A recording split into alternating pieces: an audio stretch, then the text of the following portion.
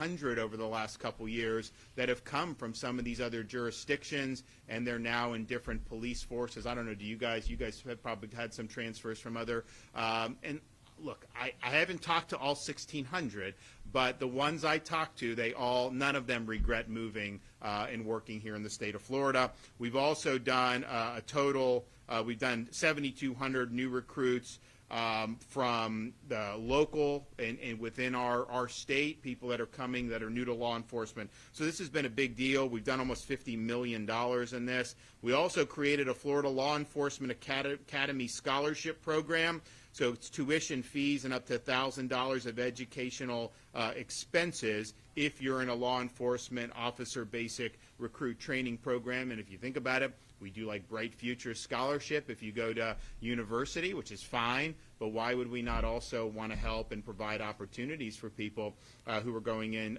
to law enforcement? And I think that's really, really good. So this is, it makes economic sense to go into law enforcement because we've provided some benefits, but it also is something that is favorably viewed in Florida. And again, that's not true in other parts of the country. We also are doing things about law enforcement oriented education in our schools. And so school districts are now encouraged to establish public safety telecommunications training programs as well as law enforcement officer career explorer programs in public schools. And one of the things that they're doing is increasing interactions between students and LEOs to help build relationships, because some of these students may come from places where they're told to not like law enforcement, and so when they see that and they see what's being done, all of a sudden I think it provides really positive education. So we're really, really proud of that, and want to keep doing more. But if you think also about what we've asked, this is just for the state law enforcement, FHP, FDLE, some of our other folks. We have been at the tip of the sphere from the time Biden opened the border.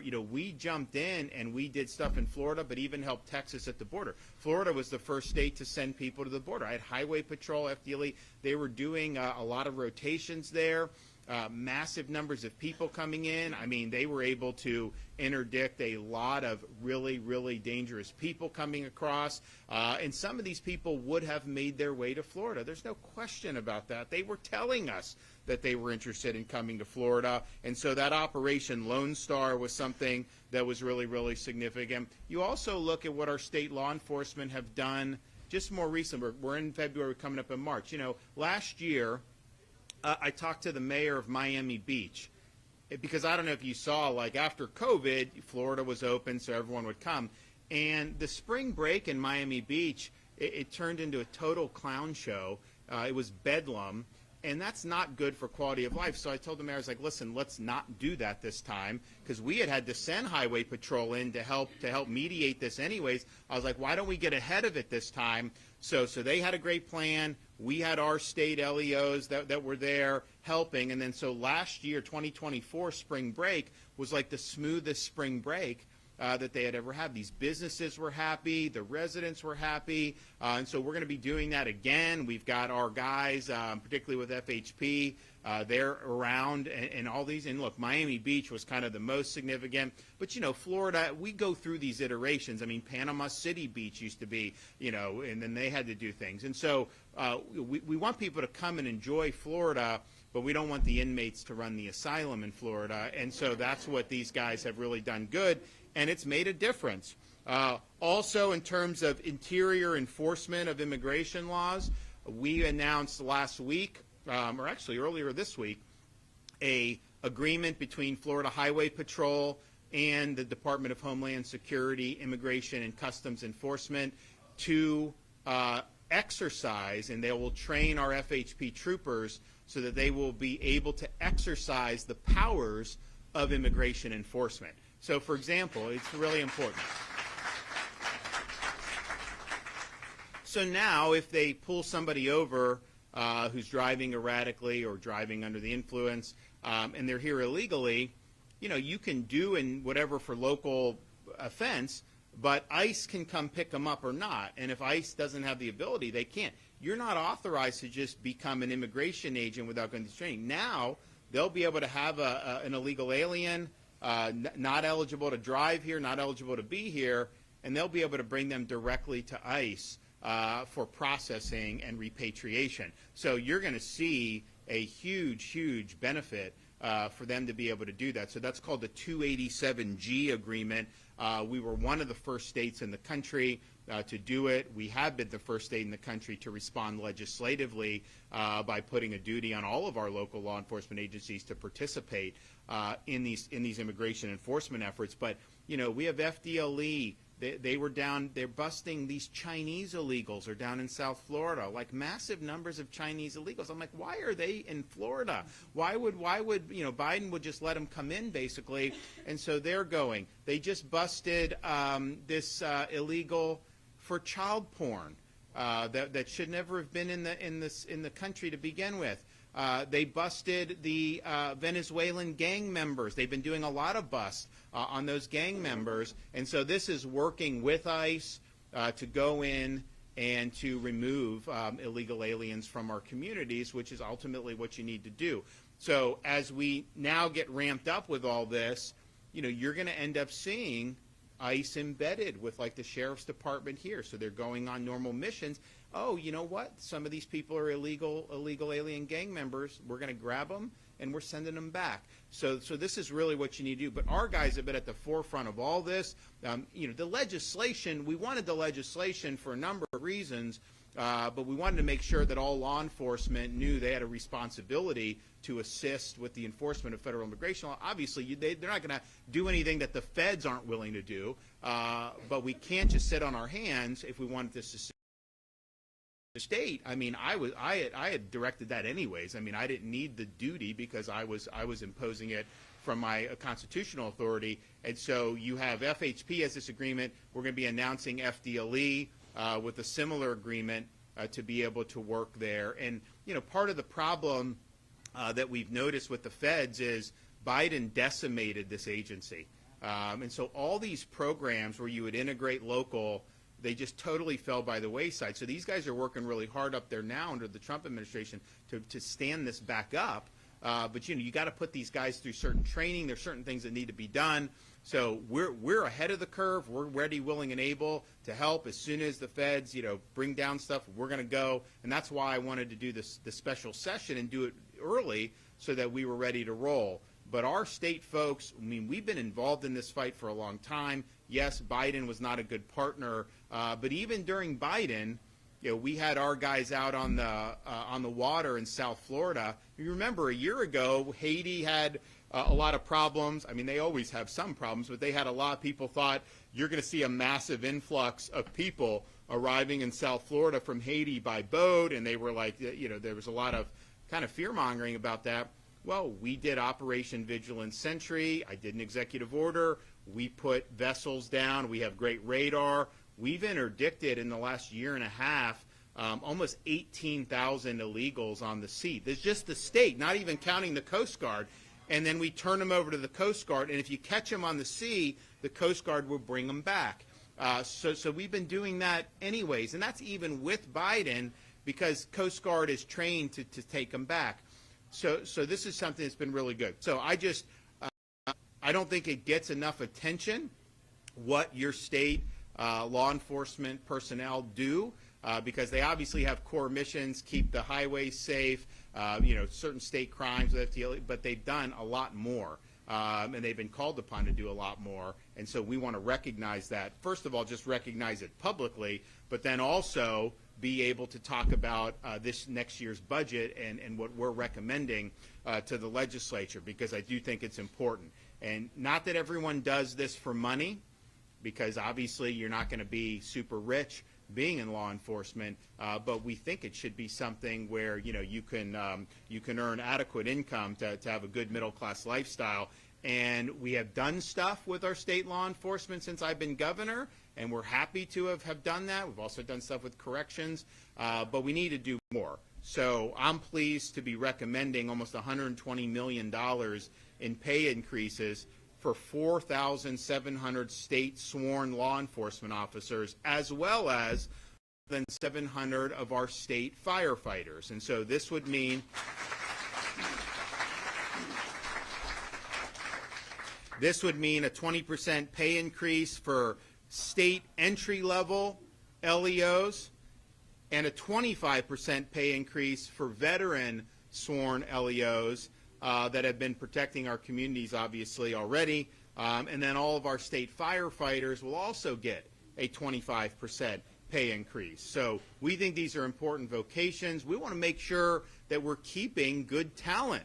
Now, the reality is if you don't do that, it's not that they don't want to serve, but if they have other opportunities, then you lose them. Heck, you can lose them to the sheriff's department. You can lose them a lot. So we want to make sure that we're doing our part in the state, and I think it's something that I think most Floridians support.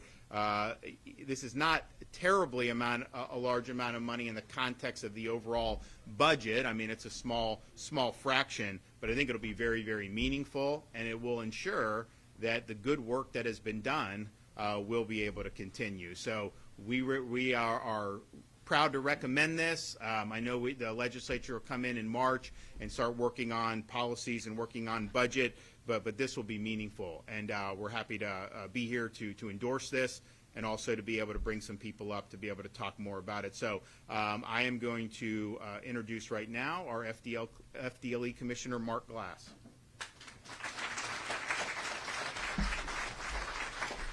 Thank you, Governor. I do appreciate this opportunity to come and talk to everyone. Governor, my father, I'm a son of a trooper. I'm a trooper, my son's a trooper, and public services has been in our family for years. I've talked to my father, and no one, and we've been around a lot of governors and a lot of leadership, no one has ever done more for law enforcement than our governor right now, Ron DeSantis.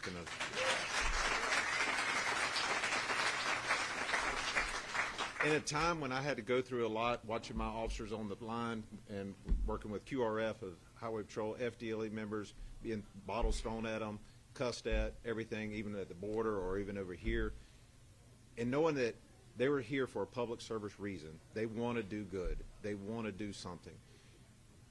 And then you have citizens out there that do not share the same sentiment. But in the state of Florida, a law and order state as much as we have here, championed by our governor, I will tell you, we stood strong. We stood side by side no matter what color uniform you had on, and we got the mission done. You did something stupid in our state, we went out and found you. We went to other states to get you when you did something stupid. We tracked down. One of the best ones I ever had was up in Massachusetts. We tracked him down, and the trooper we were working up in Massachusetts, last name was DeSantis. And it was on his affidavit, and he didn't like Florida, he didn't like our governor, but we loved the whole process of it. It was one of the best things I ever had. But anyway, I just want to say, Governor, from the bottom of my heart, that our families, we do appreciate it. I cannot tell you, it may sound like a lot, 25%, and it is a lot to these families. And 20%, our recruitment and retention has gone down drastically based on all the programs our governor has done for our great state and protecting our citizens. And all the stuff that we are doing, the governor talked about immigration. We have done so much behind the scenes. The one we were talking about with the HSI, we just worked an operation with them, child molester, Nicaraguan, and we also recovered the live child, 6 years old.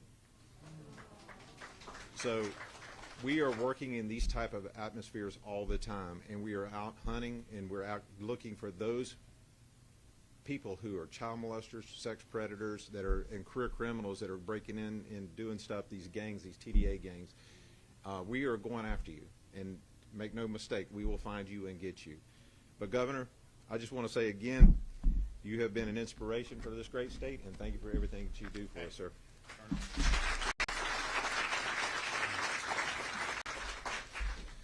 Thank you, Governor DeSantis, and I always say thank you for your leadership, but not just thank you for your leadership, but not just in words, but in actions and results. So thank you, sir. Also, it's always a pleasure to be in historic St. Johns County. Our Sheriff, Rob Hardwick, thank you, sir. We have in Florida the best sheriffs in the nation, and you're the top of the list, Sheriff, so thank you for being with us here today. Thank you. Florida is a law and order state, as Director Glass, or as Commissioner Glass said, and your state officers, your state law enforcement officers, your deputy sheriffs, your city police officers, all of your first responders feel blessed that they are serving in the free state of Florida. So thank you. It's initiatives like this that make that feeling where we know that our chief executive officer has our back, and that's a big deal to a police officer, I assure you. Recently, in recent years, the governor has signed many bills in support of law enforcement, but I'm going to talk about two of them in particular. But House Bill 3 in 2022, it supported recruitment efforts. We talked about the bonus program. For the highway patrol, for your highway patrol, that was a big deal for us. We were able to capture quality law enforcement officers from other states that were not supported, like the governor said, to come here in Florida. I've talked to our sheriffs, our police chiefs. All of us have benefited from that program, so thank you, Governor, for that initiative. Thank you for our legislatures for making that happen. Also, recently, here in 2024, Senate Bill 184, the HALO bill, which prohibits people from approaching police officers and harassing them while they're trying to do their job, protect all of us good citizens. So thank you for that. That's just two examples, but for the fifth year in a row, the governor has included in his recommended budget increases for law enforcement in Florida. Thank you. Also want to thank you and also our First Lady, Casey DeSantis, for your staunch support of law enforcement in Florida. And again, not only is it recognized by our police officers, but our citizens, that permeates into those we serve. And it's not uncommon for our troopers, for our police officers around the state, to stop for a coffee break somewhere, or to be out assisting a disabled motorist, or to be assisting a victim of a crime, and have that person talk about how proud they are to be in Florida, in the free state of Florida, and have the service that they have here, and it's because of your leadership, sir. So thank you very much. Thank you.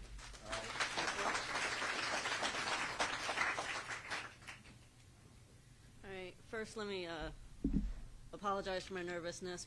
The majority of my public speaking is roadside with just a couple people. So most people know me as Virginia. A few select counties know me as Trooper Hatch, and a couple little people know me as Mom or Bro. I'm honored to wear this uniform. Becoming a trooper is one of the greatest accomplishments of my life. My kids are so proud of me. I put my life out there every day, and they're very proud. I'm excited to share with you that my daughter is actually in law enforcement now. She accepted her role as, it's not a trooper, but she's going to be a detainee assistant at the county jail where we are, and all while she's going back to school to pursue other things as well. As a single mother of two, the additional funds will improve the quality of life, and the pay increase will allow me to better support my family. This proposal also shows that me and my fellow first responders are valued, and I just want to say thank you for allowing me to come and speak today. I appreciate it. Thank you.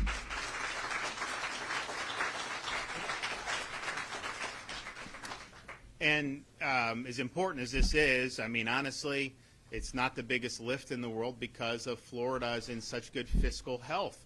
And that's not true in a lot of the states around the country. But we have big reserves. We have paid down. I mean, I just like with Washington, I mean, they're just adding debt, massive debt. I mean, it's unbelievable how much is happening. And in Florida, if you look at our state's total debt from 1840s to the present, just since I've been governor, we've paid off 36% of that. We're looking to knock out more over the next couple years, and we have the lowest per capita debt of the entire country here in Florida. We, of course, have no income tax, and so we have one of the lowest per capita state tax burdens in the country. We're usually in the top 3. Sometimes we're 1, depending on how you do it. And then get this. You look at what's going on in Washington. There's a lot of nonsense that's being exposed, which honestly, I think we've known this has been going on. Congress just never did anything about it. But you have Musk in there working on some of this stuff with this Doge. Well, Florida, we have the lowest number of state workers per capita in the entire country. So that's like the smallest government per capita in the entire country. And if you look, compare us, so California has the most people, then Texas, then us. And then New York used to have more people than us. Now they've got several million less. And yet our budget in Florida is less than half of New York's budget. Well, the thing is it's just they tax, and then they charge tolls, unbelievable tolls around New York City. Now they have this congestion pricing, which is gouging people too. So you have all this money going in there. They're spending it, but from New York move here, they tell me our roads are better. They tell me that it's easier to get a driver's license. They tell me the schools are nicer. So, and obviously we perform better on that. And so, where is all this money going? So it just shows you, if you give government an inch, they will take a mile. And you have an ability to make sure that you have a very lean, mean fighting machine. And I think that's what we've done in Florida. And I think that's part of the reason why we've had success, because people can look at the state and say, yes, no income tax, all this stuff, but there will never even be a need for one, even if someone wanted to try to do it, which obviously I would block, but because we're solvent.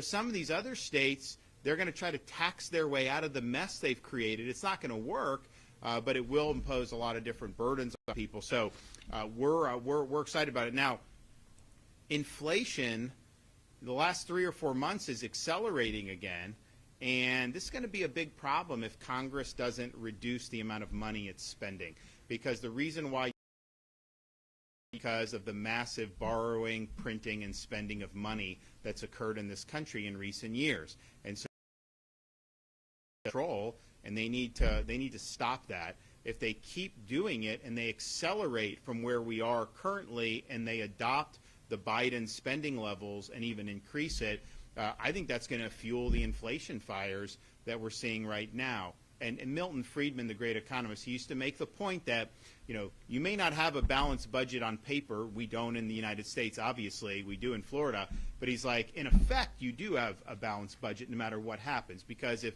government spends too much and borrows, you do pay that. They may not tax you directly, but you're indirectly paying that because you're paying more for everything with inflation and interest rates and all the things that are happening. So if you just look at the costs that you've had to assume, particularly over the last 4.5 years, that outstrips any tax increase anyone's ever proposed.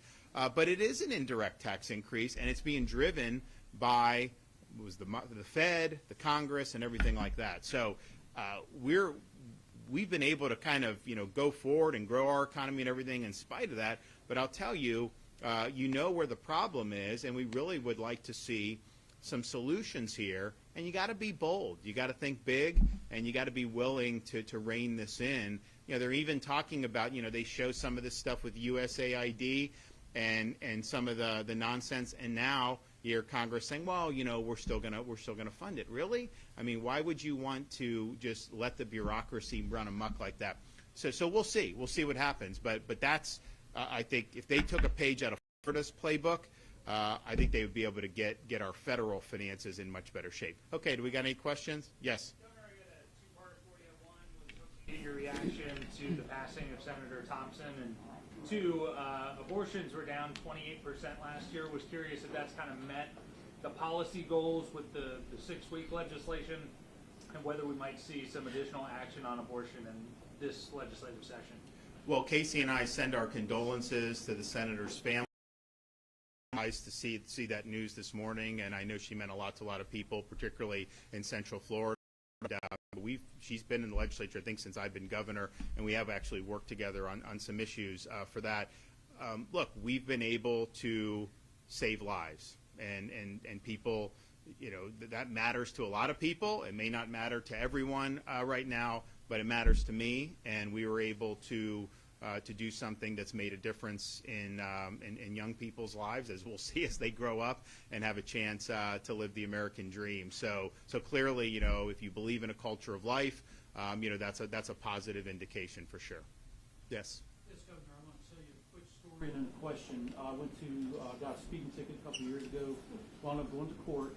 While I was there, we had to wait 30 minutes for an interpreter to come into court because 25 out of 30 people could not speak English. So we had to let them go in front of us. So what I want to know is how are getting driver's licenses in our state? Well, so we do not allow driver's licenses for illegal aliens, period. Not only do we not allow driver's licenses for illegals, we don't recognize other states who issue driver's licenses. So if California issues it here, that is not recognized in the state of Florida. And not only that, you had local governments that were trying to issue photo ID. Maybe not would have been driver's license.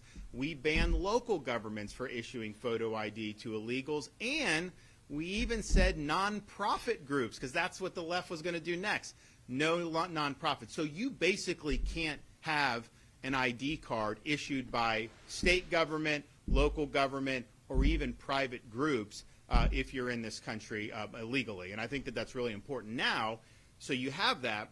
Now with the legislation that's passed, if somebody's driving here, they don't have a license, they're in the country illegally, right then they've committed a crime because they've entered the state illegally. Then you have the ability to hold them accountable for driving. But then with the deputization of Highway Patrol and our locals, which will happen, you immediately are able to turn over to ICE. And one of the things I saw, and Cayenne can attest to this, if you talk to these angel moms who've lost, and actually angel wives, angel moms, I mean, they've lost kids, husbands, you name it. When you have these fatal accidents with the illegals, it's almost always that the illegal had been arrested for bad driving prior and just kind of released, and no one really did anything about it. And I think what we're doing now in Florida, given that we have a new administration with the Trump administration who's going to take this seriously, is say, we can't just keep churning people out until someone ends up dying. That doesn't work. And so you're going to have much better enforcement on the interior of this country. Look, it was hard with Biden. I mean, when Biden came in, even people that had served prison sentences, it was hard to get ICE to come pick them up from the state penitentiary. And so we don't, they won't accept them. So what, they end up getting released because they've already served their sentence, so the state lacks authority at that point. Those days are over. So we're ahead of the curve in Florida, but there's going to be a lot of implementation that happens in the coming days, weeks, and months. But no one's going to be more aggressive than we will be. Governor, two questions for you. Number one, since unfortunately Senator Thompson did pass away, do you have any ideas of who will fill that vacant seat? And two, what does immigration enforcement currently look like in training for officers? What do you want that to look like with your new bill? And will that also impact our resources for ICE here? So a state Senate vacancy is not filled by the governor. It'll be a special election. We usually wait until the elected official is put to rest and everything before we really charge into that, but we will set it. We'll try to do that as convenient as possible for the local officials. And so it's not my appointment, and needless to say, like, that's a district that probably wouldn't vote for a candidate I would endorse anyways, and that's fine. It's a diverse state, not as diverse as it used to be. You got a couple blue dots still, most of it, the rest is red, but that's okay. And so, well, look, so the training. So when you do the 287G, there's certain reimbursement stuff the federal government will do, which makes it viable, I think. But a lot of that training actually just went defunct during the Biden administration. So they're kind of in the process of standing all this up. We'll be ready to do what we need to do to be able to make an impact. And I know a lot of our guys are eager to do it. It will, because some law enforcement say, well, like, we're not going to be a sanctuary, but just let the feds do it. We don't want to deal with immigration. And some people believe that.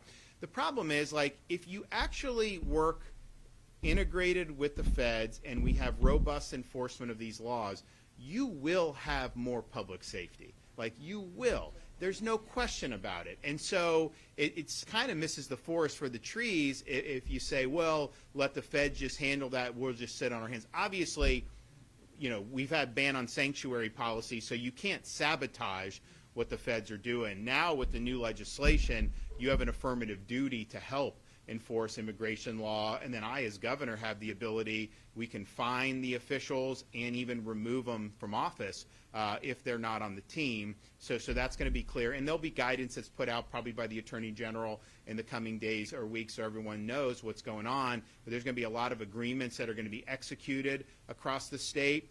similar to what Highway Patrol and FDLE are doing. I know we have some sheriffs that are really gung-ho about doing that. We probably have a handful that do not want to do it, but now with the legislation are going to have to do it. And so this is, because of what's happened over the last 4 years, this stuff is kind of in flux. But we're working very closely with DHS, and I think that they definitely view Florida as the tip of the spear here, and we'll continue to do it. That's what we do. We lead. For an off-duty FDLE agent, unfortunately shot a high school student here who was playing a game where it's called like Senior Assassin or something, where they shoot each other with water guns. He thought he had a real gun. Curious to get your thoughts on that situation, how we might be able to avoid something like that. I'll let Mark handle that. I know he's been following. And also curious if FDLE is involved in that investigation and whether the agent could potentially face any charges. Well, so first off, the Nassau County is handling that case. So what you were talking about coming to the wee hours of the morning when it's dark 30 out and they're playing this game and you see 3 people going across your Ring doorbell camera with silhouettes of appears to be a firearm and in and around your front yard, just like the sheriff said there, this is not an officer involved shooting, this is a homeowner, right? This is a homeowner at their house. So we're going to push that, Bill Leeper and the Nassau County, they're working that whole thing from start to finish. And but we do know that there's been things going out to other schools because this has been evidently a game that's been kind of being played out all around multiple neighborhoods throughout the state. So the school officials, I think, are getting involved now and sending stuff out as don't do this, because you do this in people's yards in the middle of the night when they can't see you and they're going out and looks like they're about to get attacked or jumped. I mean, that's things we don't want to do. So, but we'll most of the investigation, sir. Okay. Okay, first question for Sheriff Harwood. How many have we reported from the state, and can we hear from Cayenne? What would you like her to say? So here's I think the how this works is the state we don't, I mean, obviously under Biden it was verboten for us to do anything in terms of deportation. Like, we can turn it over, they a lot of times would release or not. I can tell you that on our Operation Vigilant Sentry just in the last year and a half on the water, we ended up with almost 18,000 interdictions, and we know they were repatriated by the Coast Guard because we turned them over and got confirmation on that. How these numbers will play out under the Trump administration, I think will obviously be better than Biden, but I do think it'll take some time as they get stood up. So, like, we can arrest an illegal alien or a group of them, turn them over to ICE, and obviously we don't want them released back in our communities, but there is like a process, right? And so they're trying to find. So I think the president deputized anyone in the federal government to be involved with immigration, because, like, you literally have this process, which I think is kind of ridiculous, where you go in front of like an immigration judge. They're not real judges, but they are called immigration judges, and they adjudicate this. And my view is like, look, if you come across the border illegally, you don't have an ability to show you have a right to be here, just send them right back. Why are we going through all this song and dance? But I think how the administration navigates that, the bureaucracy, whether Congress will be able to change, I think is going to be really significant in terms of the ultimate deportation numbers. Now, the arrest numbers, if you extrapolate them out over 4 years, is far below what would be considered any type of mass deportation. I think they probably are arresting 500, and not all 500 will be deported, so 500 a day. So if you extrapolate that over 4 years, Biden let in 10 million, right? And so that's like 1 million people maybe over 4 years, 1.5 million. So that's why they'll ramp up and they'll do better federally, but that's why what Florida did so important, and other states have to do it, because there's just not going to be enough resources to be able to really make a dent unless you have state and local that are participating in this. And it could be as simple as, having one ICE agent go on different missions where you have a lot of bad guys and you have some gang members. Well, if they're here illegally, get them out of our communities. Like, let's make this happen. So there's going to be an integrated response now that wasn't the case under Biden, and Biden didn't even really want to do any of this anyways. So that's the good news. But the numbers, I think, will take some time because it's going to be dependent on the feds, on the kind of the bureaucratic side.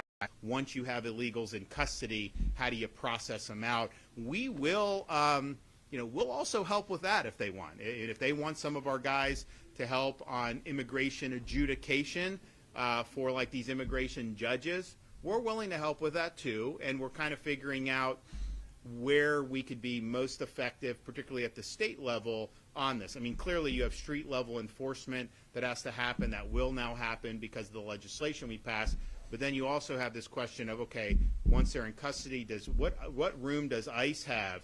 You know, how are they going to be putting people in Gitmo? I think Gitmo's a great spot because, you know, you have some liberal judge that blocked sending the illegals from Venezuela to Gitmo. And I'm thinking to myself, you have a right to not be sent to different parts of the United States if you're not even legally in our country to begin with? I mean, Gitmo is U.S. territory. It's not like it's like, so doing that, I think, would be, and I think they can do 30, 40,000. So at a minimum, the gang members and some of those, I think they should go right down there. And then if the countries will take them back, you send them back. But some of the countries may not be willing to take them back. And that's the conundrum. How do you do that if they're not doing? And I think the Gitmo is a really good solution because what you can't do is you have particularly criminal aliens and, you know, you have like Bolivia won't take them back. So what? You just release them in our country? You cannot release. No catch and release. So I think, but there's going to be a lot of stuff that happens as a result. Governor, you're right here near the Jacksonville area. For local residents who are watching and they're seeing these new law enforcement immigration policies being implemented, what is that going to look like for them at the local level as they see these things play out, especially with how much the city is growing? Well, I think it's going to mean the city's going to be safer. I think you're going to end up just having these policies will deter illegals from coming to Florida to begin with. And that has not always been the case. I mean, Florida's policies for decades, you know, is basically a wink and a nod. These Republicans would tell you they were against illegal immigration, but then they would kind of let it happen. We've now worked hard since I've been governor with sanctuary cities, all these different things to push back, and now legislation yesterday. So I think people that are looking, I think you're going to see a lot of illegal aliens gravitate to California and gravitate to Illinois and gravitate there. I think Florida is going to be viewed as a place that's not going to be hospitable. So I do think you will see, once these agreements get up and running and we get enforcement, I think you're going to see, you know, meaningful difference. But here's the thing. There's some people, like, I mean, honestly, there was a debate yesterday in the legislature. These Democrats, it's like, first of all, like, I am totally fine with them lighting themselves on fire. Far be it from me to offer any advice to them. But when you care more about people coming to our country illegally than you do about your own citizens, you've lost the plot. And you even had one representative, because one part of the bill yesterday, the legislature reversed a policy that had been implemented in 2014 before I was governor that gave illegal aliens in-state tuition rates for the state of Florida. I don't think you should be admitted to college in Florida if you're here illegally, but to give in-state tuition was just a slap in the face of taxpayers. So they rolled that back, which was right. And then you had these Democrats saying that this was somehow the worst thing in the world. And one of them even said, you know, the illegal students, you know, that's going to be the leaders of the future, including the President of the United States. And I'm thinking to myself, really? Born in a foreign country and you can come? No, I don't think so. I think you got to be a natural born citizen. But they do that. They cannot shake that.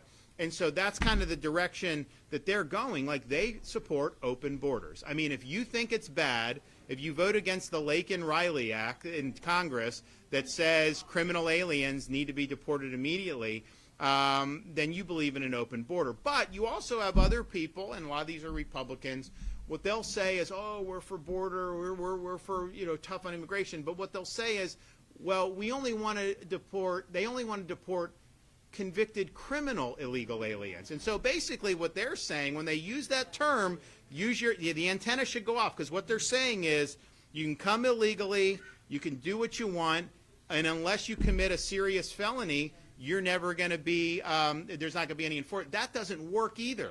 That does not work. And the thing is, I want to remove them before they commit any offenses. Like, why would we want to wait until what happened to Cayenne and Bobby? You don't want to wait to that point. You want to do, but it's also the case, apart from the crime, the fact is it's hard on schools when you have foreigners, illegals coming in. It's hard on healthcare resources when you have it. And it does tax law enforcement because they have to do more of this. So, there's a whole host of things. And I think if you get this right, I think you're going to see positive results in healthcare costs. I think you'll see positive results in education spending. The Supreme Court, states initially said decades ago, if you're here illegally, you don't have a right to be in school at taxpayer expense. And the Supreme Court, it was 5-4 decision, they said somehow the Constitution mandates that taxpayers fund education for people in the country illegally. And that was a bad decision. Maybe they'll reverse that or reevaluate it, but as of now, we're stuck with it. And so you have that, and it creates a lot of costs on this. So it's tough. Yes? Governor, where do all the parents of these kids that are in our schools, where are they all working? How do they support these kids and support their families? And what, if anything, is being done at the state level to go after the people that are employing all of these? So it's interesting.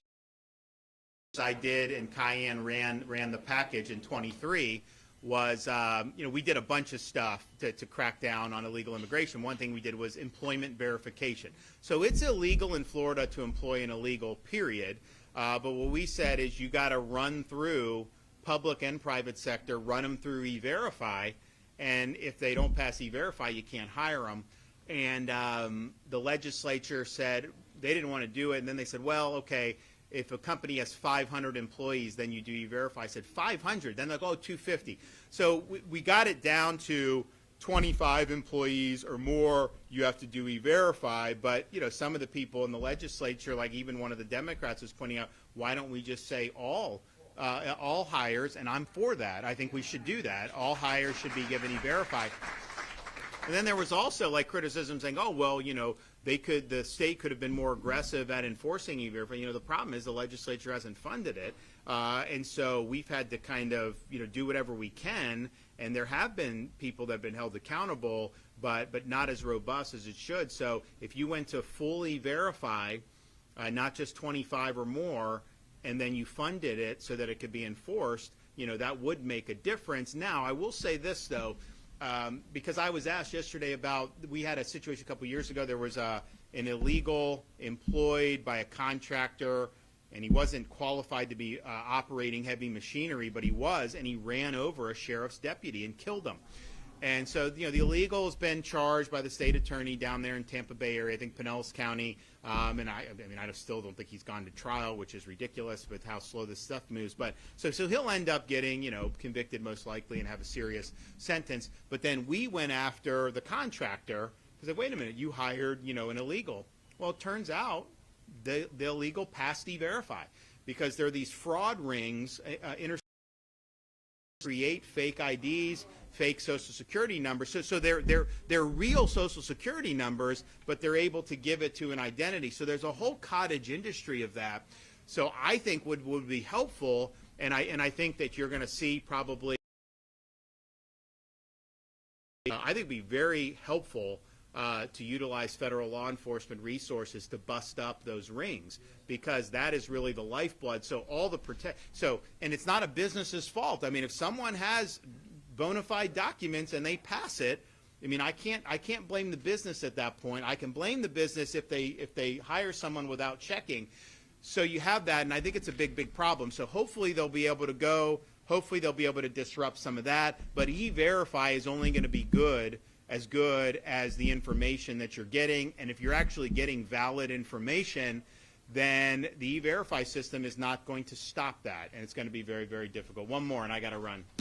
Governor, does the criminal alien booking procedure allow taking a DNA sample, or should it? Do you guys do that anyways, or what do you do for that? Just forget about criminal aliens. How do you do swabs? Should we do the AP's roles, the Prince's roles, and then we do, of course, the facial recognition of the photos of tattoos? That's for anybody, yeah. DNA is the question. Do you do DNA? You don't? We have about 11 noted on a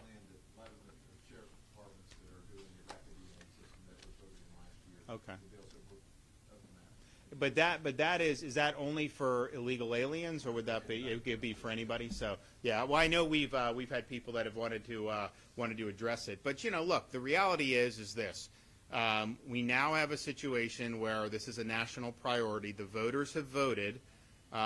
This was a huge part of the election, and we all complained about this border for 4 years, especially Republicans. So now it's the time to do something about it. The Florida legislature did something about it yesterday, and I signed the legislation. Florida is doing something about it. We need other states to follow suit, and hopefully we'll be able to end this problem once and for all. Thanks, everybody. God bless.